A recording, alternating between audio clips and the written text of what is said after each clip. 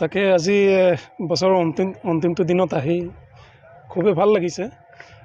ইয়াৰ আগতো আমি বিভিন্ন জেগাত ফুৰিবলৈ গৈছিলোঁ যোৱা বছৰ, যেনেকৈ সৰলপাৰাই হওক, মনাবেলিয়ে হওক। তো এইবোৰ ৰিজিয়ন যিহেতু গোটেইখিনি আমাৰ ইণ্ডো ভূটান বৰ্ডাৰ এৰিয়া, গতিকে বৰ্ডাৰ এৰিয়া হিচাপে আমাৰ সন্মুখতে আছে এইটো, যিহেতু এইটো পাৰ হ'লে আমাৰ ভূটান আৰম্ভ হৈ যায়।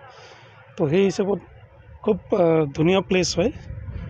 আৰু 2007 পৰা যিহেতু ইয়াত টুৰিজম গঢ় লৈ উঠিছিলে, আৰু আজিৰ পৰ্যায়ত এটা ভাল মানে টুৰিষ্ট ছাইট হিচাপে আমি আজিৰ ডেটত দেখিবলৈ পাইছোঁ। আৰু ইফালেদি আপোনাৰ যেনেকৈ ওপৰৰ পৰা কিছুমান খৰস্ৰোতা নদী বা ঝৰ্ণা ইফালেদি গুচি আহিছে, কেইবাটাও আমি দেখা পালোঁ।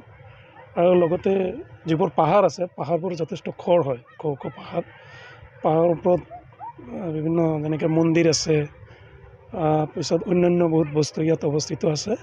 গতিকে আমি চাৰিওফালৰ পৰা যদি বিচাৰ কৰোঁ, ইয়াত প্ৰাকৃতিকভাৱে খুবেই ধুনীয়া এখন ঠাই হয়। গতিকে মানুহ ইয়াত আহিব লাগে। যিহেতু এইটো প্লেচ এতিয়ালৈকে ভালকৈ এক্সপ্ল'ৰ হোৱা নাই, মানুহে আৰু ভালকৈ এক্সপ্ল'ৰ কৰক, মই মানে তাকে বিচাৰোঁ।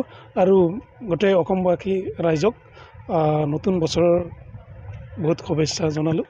আগন্তুক দিনত চবৰে যাতে খুব ভাল হয়, খুব ভাল কাটে, তাকে কামনা কৰিছোঁ।